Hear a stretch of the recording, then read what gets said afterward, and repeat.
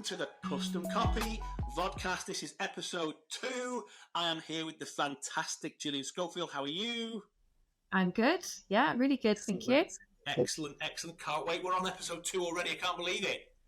Yeah, Exciting times. We've only just posted that first episode.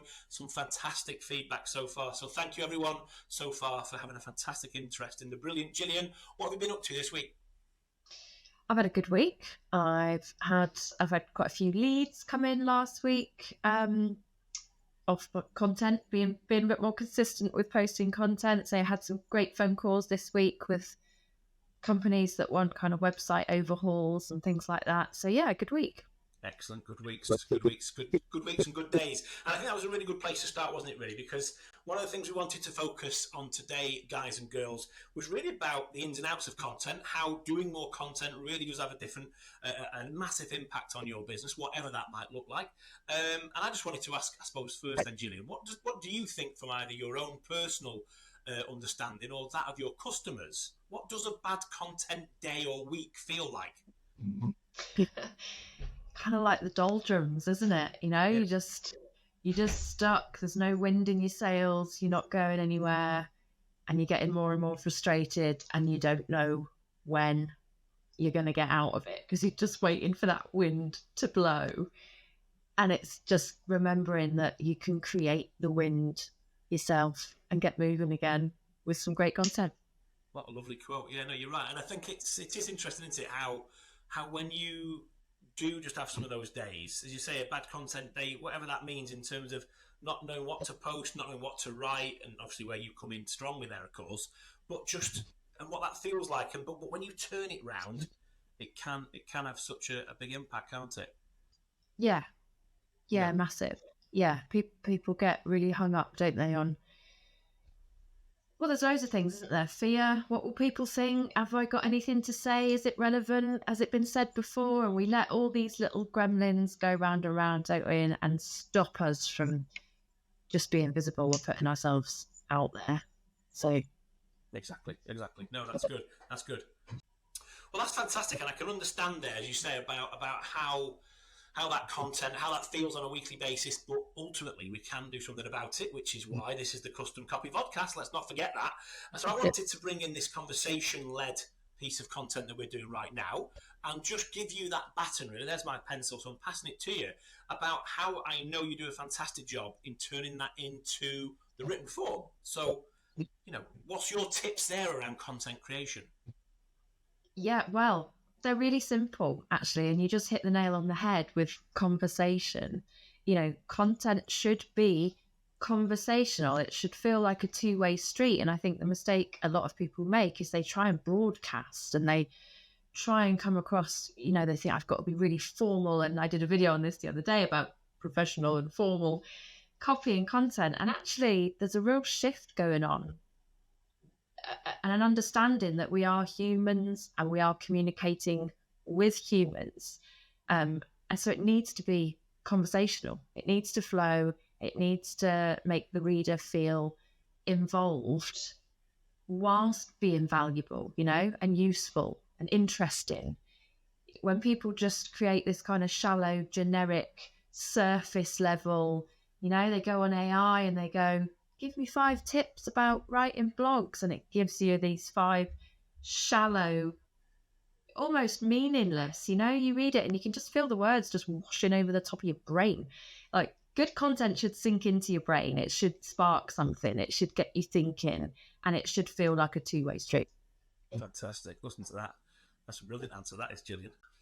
And I know what you mean. That is so true, isn't it, about kind of content and how, both in those previous questions about how you can go from quiet days to getting busy, and obviously that old, what you're talking about there, that kind of conversation, and it just reminds me, I guess, of that Elton John quote, that famous one, not Elton John, Elvis, don't get that wrong, Elvis quote, that's how famous it is.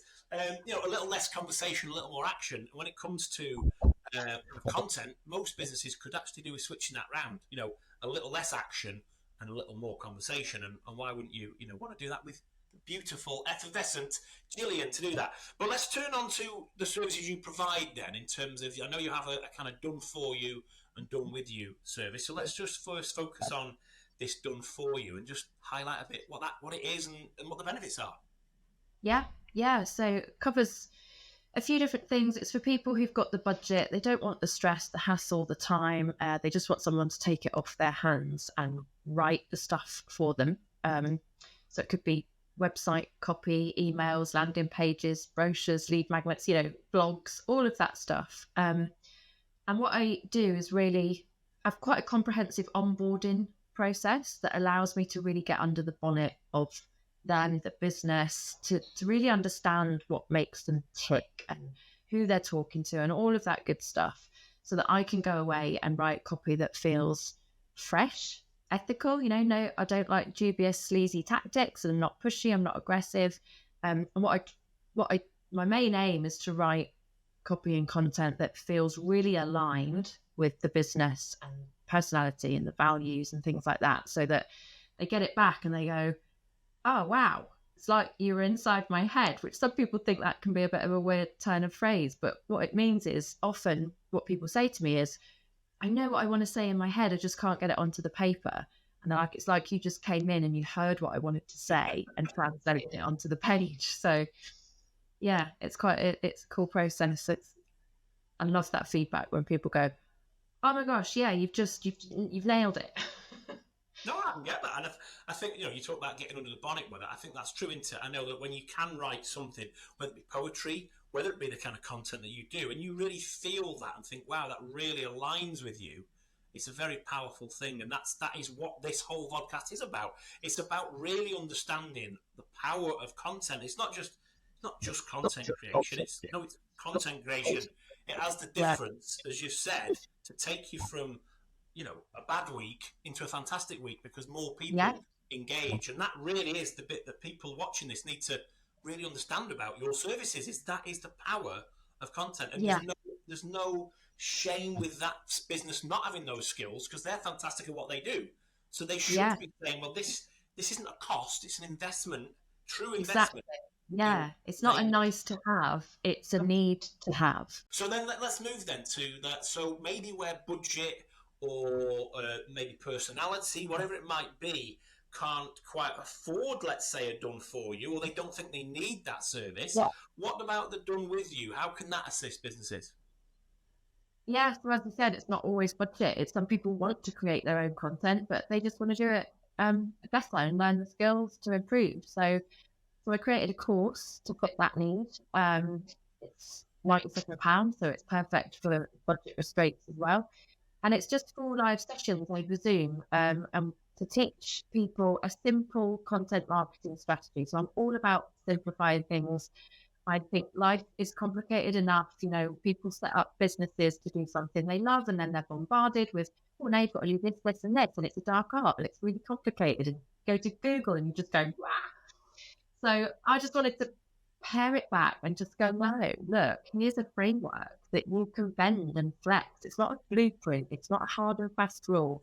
It's a flexible framework. Here's a process. You can go away, make it work for you, and rinse and repeat in order to be able to create good quality content every month. So yeah, that was the course. And then off the back of that, I realised while people were on the course, they were great. I was holding them accountable. They have homework every week. They come the next week. I've done my homework, miss. Or yeah, I'll catch up. But then not long after finishing the course, I'd see them or not see them, on social media, or they'd be commenting about still wanting help with it. And I thought, okay, what's going wrong here? And it was just the accountability. They just didn't have that ongoing accountability. So I set up a membership. So that's £25 a month. It's proven really popular. We've got 12 members. We do co-working twice a week. There's a monthly workshop, a monthly copy clinic where you can say, here's something I wrote, give me some feedback, which is really valuable. So yeah, they work really, really well. People get a lot from them. They actually turn up, create the stuff, get feedback. They've got that support group, and that accountability is gold. Yeah. No, yeah, I can tell that. Well, it would be. And I think, again, that other word that is so true with content in it is that consistency, isn't it? Of putting something out that's planned, and just written to communicate, to empathise, written to connect written to value, not just written for written's sake or recorded for recorded's sake. It's something that's got to have real resonance, you know. And a bit of a point behind it. And this is what I say to people. You know, you get some people that go, I can't plan my content. I just have to do it when the moment takes me. And I'm like, that's great. And you can still do that with a strategy behind you as well, you know, so that you are hitting everything you should be hitting, and people at different stages and things like that. If you're completely ad hoc, you might not post for a few weeks. So, yeah, no, exactly. You can have it both ways. You can have it both ways, indeed. Yeah, brilliant. Excellent. So, done with you, done for you. We're certainly with you. Me and Gillian are certainly with you on this fantastic vodcast. That's one thing's for sure. What then? We've looked at the past and what you've kind of been doing, and now you help all these fantastic new and exciting customers. But anything else in the pipeline? What are we thinking?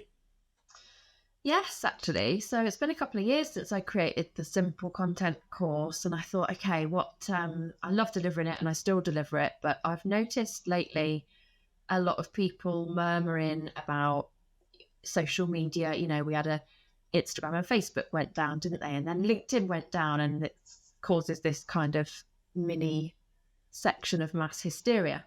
And it urges people, but it's a reminder, isn't it? Because people hear, you know, you don't own that data, maybe you should do email marketing. And they go, yeah. But when it actually does go down and people go, oh, what would I do if I did lose those accounts? So a lot of people, I think, have been considering email marketing. So I think I'm going to bring out another affordable £97 course around getting started with email marketing. So I haven't thrashed it out yet, but potentially looking at creating a lead magnet, setting up MailerLite, and writing like a welcome sequence, and maybe some strategy. Yeah, I've not thrashed it out, but yeah, you heard it here first.